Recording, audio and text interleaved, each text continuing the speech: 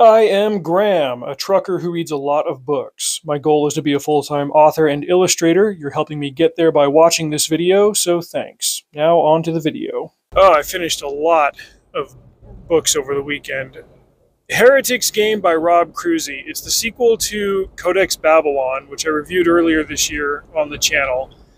And my impression throughout reading both of these books, and I'm going to get the third one next month, is that this is what a Dan Brown book would be like if Dan Brown could write and just wasn't dumb and weird.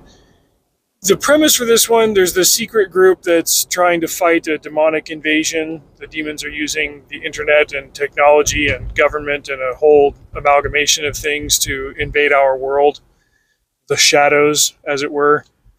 And the only way to defeat them is supposedly contained in this book called the Codex Babylon, but it hasn't been seen in like 1,000 years. But this Grail group has figured out a way to do time travel. And so you got to jump through different periods around and before the Crusades in order to find this thing. But the main character guy, Martin, he's really frustrated by the fact that he can't freaking find it. And even by the end of the first book, he doesn't find it. There's a big development on that front in the second book, to the extent that I can't really say anything because I'll end up taking the wind out of the sails. And this book is worth reading.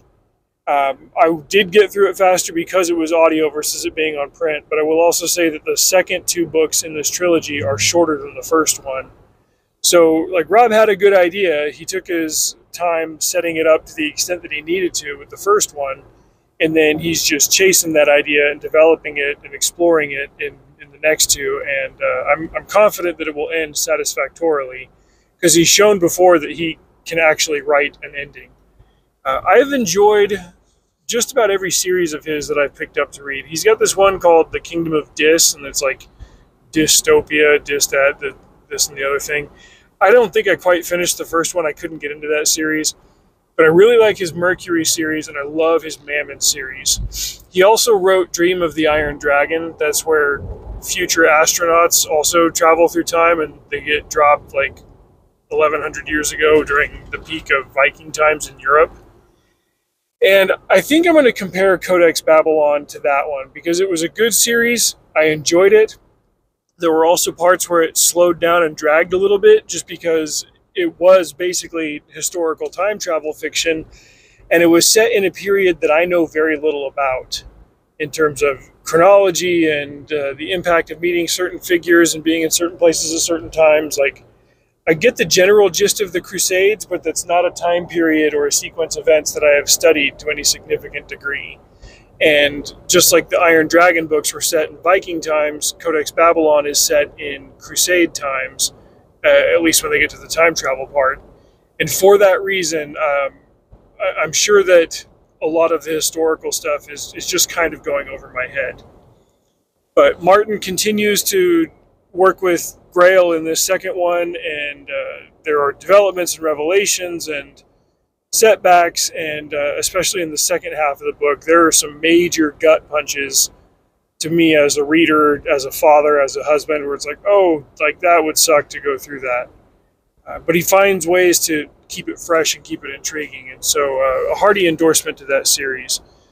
Language warning, it's on the middle range of PG-13. There's some S words and stuff here and there, but it's not over-present, it's not excessive. There's no sex. There's some combat violence and stuff, but it's pretty tame on that front as well. The other book I wanted to recommend was Dark Harvest by Will Jordan, aka Critical Drinker on YouTube. I think I've mentioned before, he was an author and published and everything before he was really well known on YouTube. He's talented as a writer. I've tried reading 3 of his books. I finished 2 of them. This is the best one out of them. The other 2 were in his spy thriller series called Ryan Drake, which is honestly very middling. The first one, I tried reading it once several years ago, couldn't get into it. Tried it again a couple of years ago. I was able to finish it, and it seemed like this was just a perfectly adequate book. like a very middle of the road, run of the mill example of the spy thriller genre. And then I started reading the second one in the series, and I was like, I just don't care. Like, I'm not going to force myself through it. But I heard Dark Harvest was a standalone, and it was connected to a real world event slash mystery that happened in, I think, like the 1950s. And I looked it up. I was like, oh, that's kind of compelling. And then I read through it, and I was like, all right, that was really well done. I will make a similar comparison between this book and a Dan Brown book if Dan Brown actually knew how to write, because there are a couple of components that overlap with which book was this? I think it was Inferno, where the plot was about this guy releasing a virus that was going to sterilize the entire world and get the world population down after a generation or two. Like it was going to leave a huge portion of the population infertile. In this one, there's a virus that's got an exceptionally high mortality rate, and more or less like this green eco-terrorist death cultist guy wants to release it on the world because he thinks that the world is overpopulated, and hey, I need to restructure humanity and I need to be in charge, and so he goes and does this. The really brilliant stroke here, the thing that I found really compelling about like the start and then how it wove its way through it after that, is that there's this event, I want to say it was in the 1950s, it's called the Dyatlov Pass incident, set in Russia. These explorers found a cave, and they went inside in this like super remote place that's always snowy and frozen over. And then they came out, and then like within 48 hours, everybody in their party was dead.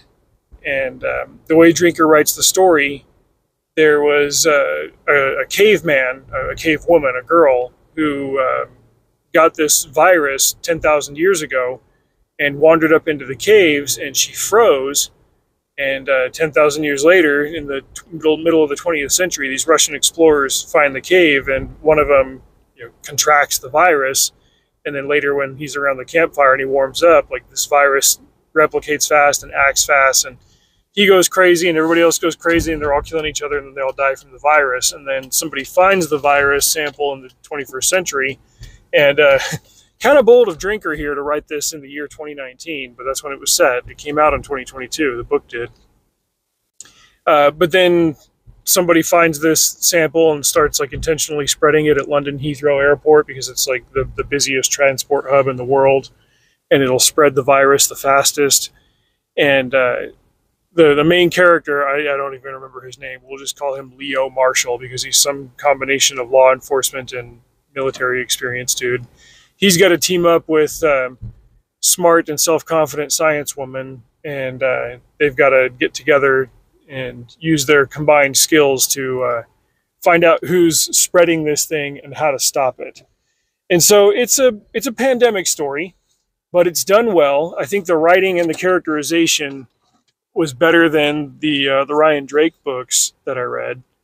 And I would read more stuff from him if it was like this. I think he's written like 8 books in that Ryan Drake series, and yeah, like I said, it just wasn't for me. They didn't really separate themselves from the vanilla thriller genre by any means. It was just like, hey, if you want to read a book about spy thriller guy doing spy things and shooting bad guys, and oh my gosh, the authorities are after us, it's car chase through a major city. Like, it's like a really tame version of the Bourne Identity, except he doesn't lose his memories. He's just out there doing CIA stuff. Yeah, if that's your thing, sure, but I couldn't get into that. But Dark Harvest was cool.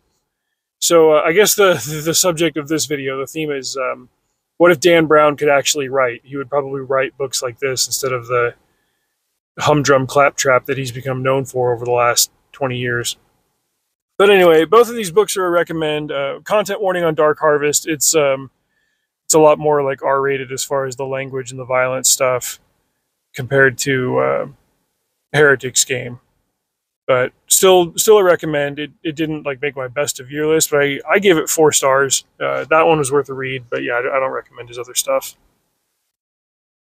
Thank you for watching that. To help the channel, check out my books on Amazon. Buy one, read it, tell me what you think. For October, I recommend Sleepless Hollow, a fantastic sci-fi romp with guns, ghosts, and gonzo action sequences. You can also subscribe to my Substack, where I do more detailed book reviews and longer-running projects, some of which is paywalled. Drive safe. See you out there.